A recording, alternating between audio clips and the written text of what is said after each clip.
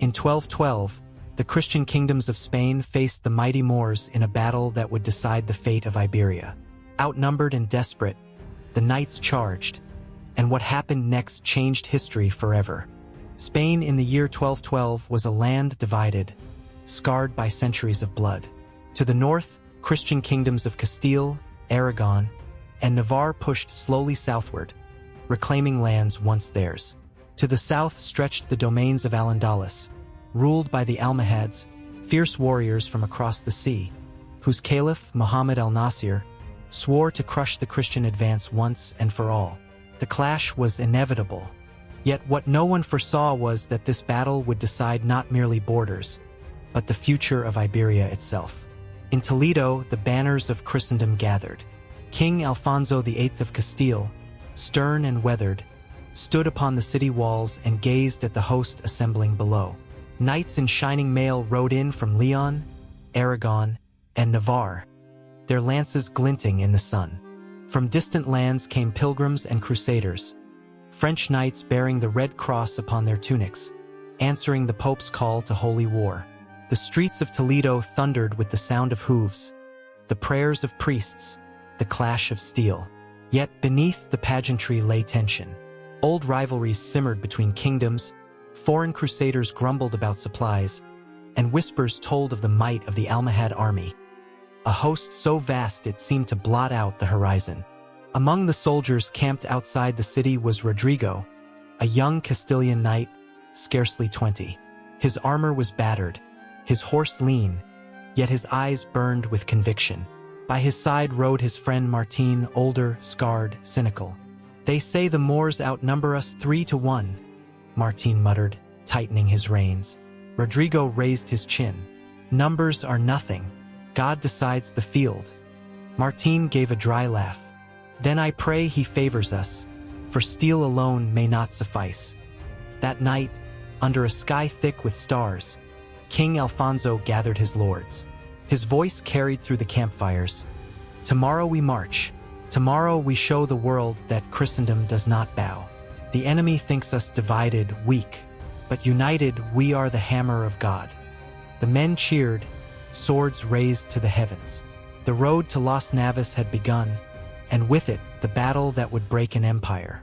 The Christian host surged southward like a river of steel. Tens of thousands marched, knights, squires, foot soldiers, and priests carrying relics of saints. Their banners fluttered in the hot wind. The golden castles of Castile, the red and gold stripes of Aragon, the chains of Navarre. Pilgrims from France sang hymns as they trudged, their voices rising like a wall of prayer against the desert sky. But the land itself rose to oppose them. Summer in Andalusia was merciless. The sun beat down upon helmets until iron burned skin. Water grew scarce. Men fell by the roadside, lips cracked, tongues swollen. Supplies faltered. The French crusaders grumbled, cursing the Castilians for poor provisions, and many turned back, abandoning the campaign before the great battle had even been joined. Rodrigo pressed on, his horse stumbling beneath him. Sweat stung his eyes, dust choked his throat, yet he would not turn back. He felt destiny in the air, as though each step carried him closer to a moment that would echo through centuries. Martin, riding beside him, muttered curses at the blazing sun. "This is no march," he growled. "It's a pilgrimage to our graves." At night, as the men huddled around their campfires, priests preached of holy victory. One held aloft a relic, a fragment said to be of the true cross itself. "Fear not," he cried. "God himself walks among us. The heathen may be many, but one miracle will scatter them like chaff." Meanwhile, word spread of the Almohad host. Muhammad al-Nasir had gathered an army unlike any seen in Spain. Cavalry swift as the desert wind, fierce warriors from Africa, Andalusian levies, and the Black Guard, an elite corps of chained slaves sworn to die before surrender. They camped near the mountain passes, blocking the Christians' advance, confident they could starve their enemies into retreat. The Christian lords argued fiercely, some urging withdrawal, others demanding battle. Alfonso VIII, though weary, held firm. "We did not come this far to falter," he declared. We march through the mountains. If God wills it, the path shall open. And in the dark hours before dawn, guides from the Sierra Morena appeared, shepherds who knew secret trails through the rocky hills. With their aid, the Christian army would march where the Moors least expected. The trap was about to be turned. The Sierra Morena loomed ahead, jagged and forbidding, its ridges like the spines of a slumbering beast. For the Christians, this was the true trial. Beyond those mountains lay the plains of Andalusia and the waiting host of Muhammad al-Nasir. Guided by local shepherds, the Christian army wound through narrow passes by torchlight.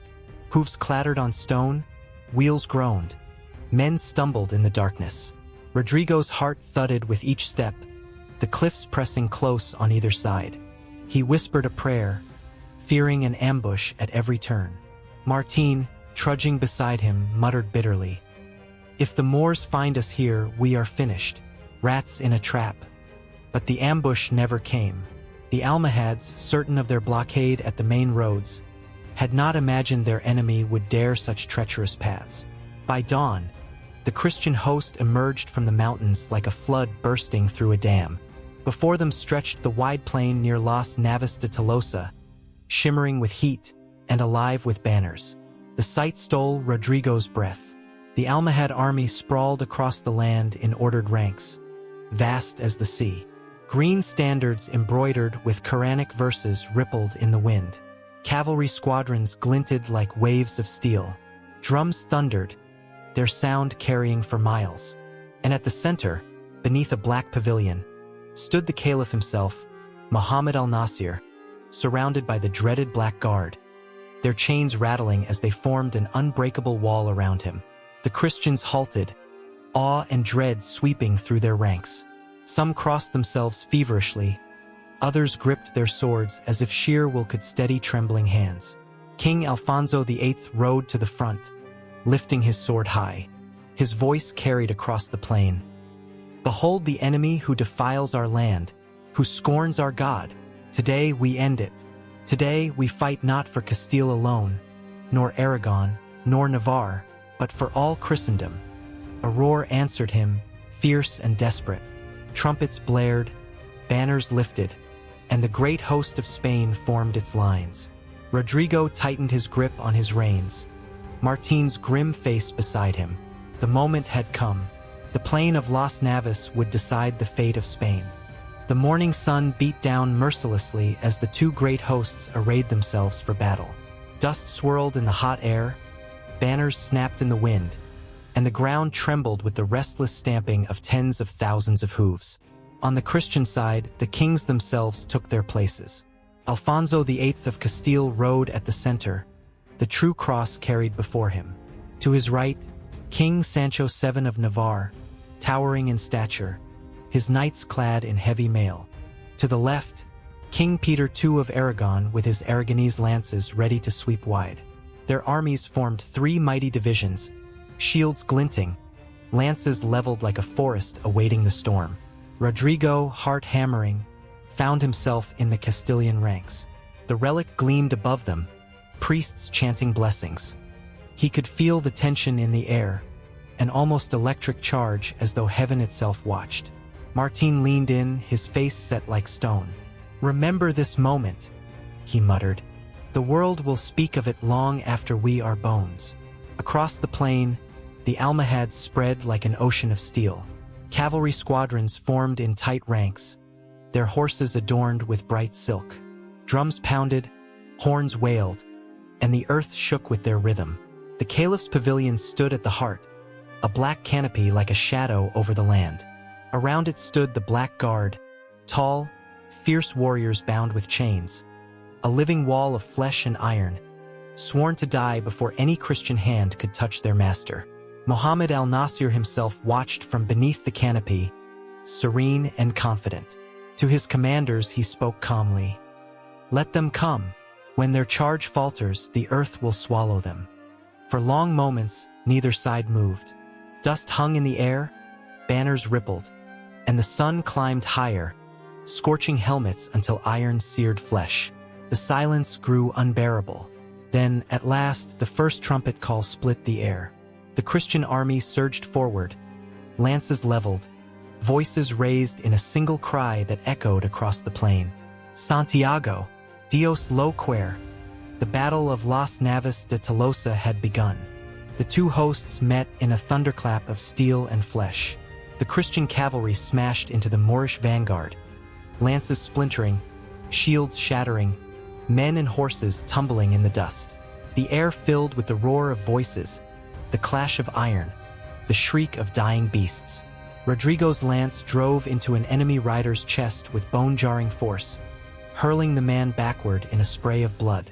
He dropped the broken shaft and drew his sword, slashing at the next foe who charged him. Around him, Castilian knights fought shoulder to shoulder, their white crosses on scarlet shields glinting with each blow. The Almohads answered with terrifying ferocity.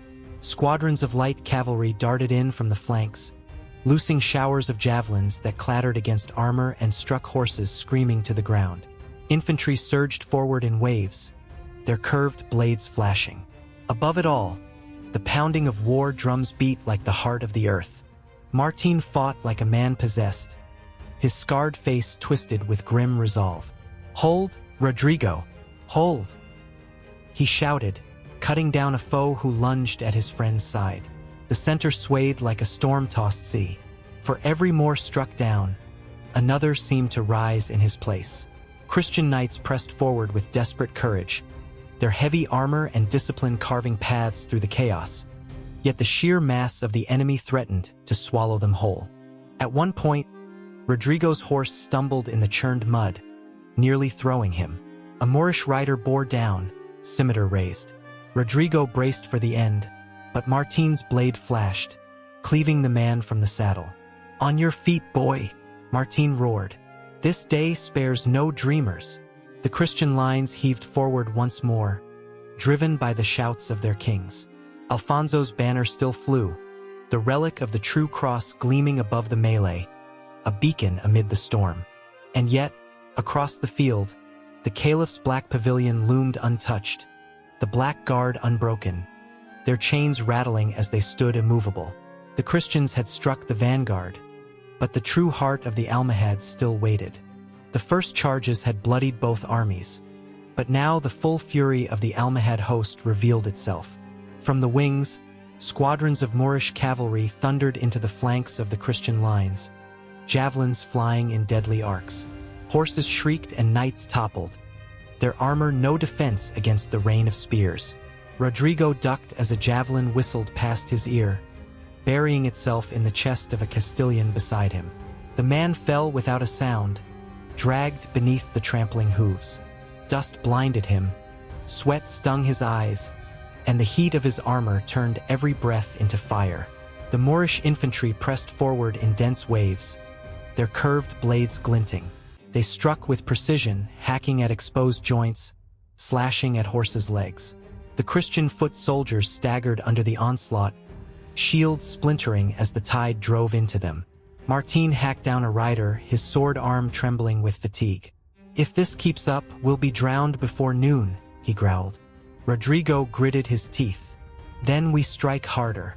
We hold or all Spain falls." The kings urged their men on, riding along the lines like spirits of war. King Sancho of Navarre towered above his knights, his great frame a rallying point as he bellowed commands.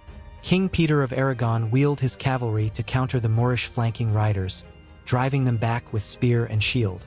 Alfonso himself stood firm at the center, the relic of the true cross lifted high, priests chanting prayers even as arrows thudded into their ranks. Yet the Moorish tide did not falter. The Caliph's pavilion loomed at the rear, the black canopy like a storm cloud, untouched by the battle. Around it, the chained Black Guard stood unmoved, a living fortress awaiting the final clash. Rodrigo, gasping for breath, raised his eyes to that distant black banner. Somewhere deep in his chest, he felt it.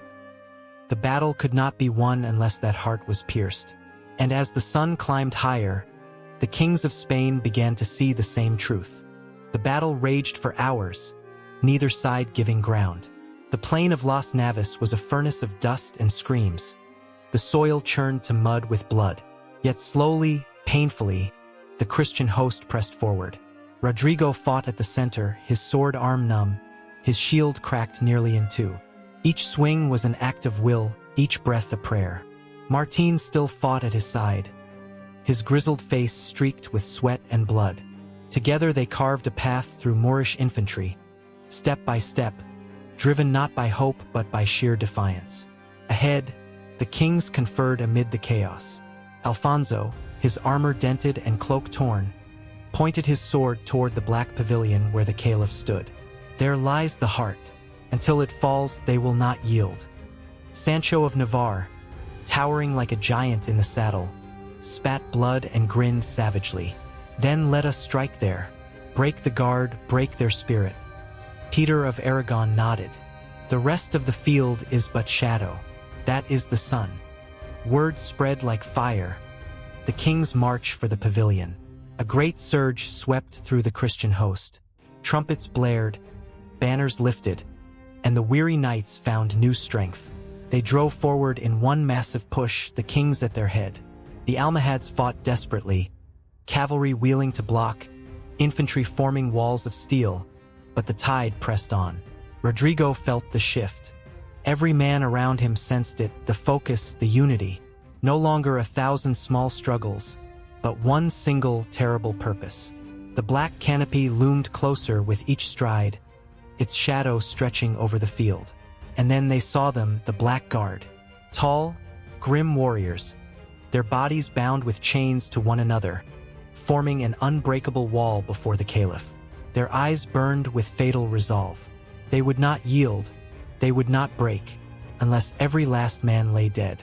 Martin's breath rasped beside Rodrigo. There, boy, that's where this ends. The kings spurred their horses, and with a cry that shook the plain, the Christian host hurled itself at the chains. The charge struck the Black Guard like a hammer against an iron wall. Lances shattered, swords rang, horses screamed as they collided with the chained warriors. Yet the Black Guard did not flinch. Bound together with heavy chains, they braced as one body, their scimitars flashing like the teeth of a beast. Rodrigo's blade crashed against a curved sword, sparks flying. He reeled from the sheer force of the blow. These were no ordinary soldiers. They fought with the fury of men who knew death was their only release. Even wounded, they did not fall back.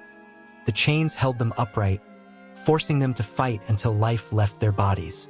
Martin slammed his shield into one, crushing his jaw, only for another to lunge immediately into the gap. By God, they're demons, he roared. The Christians hacked and thrust, but for every gap opened in the wall, the chains dragged another warrior into place. Arrows rattled uselessly off their armor.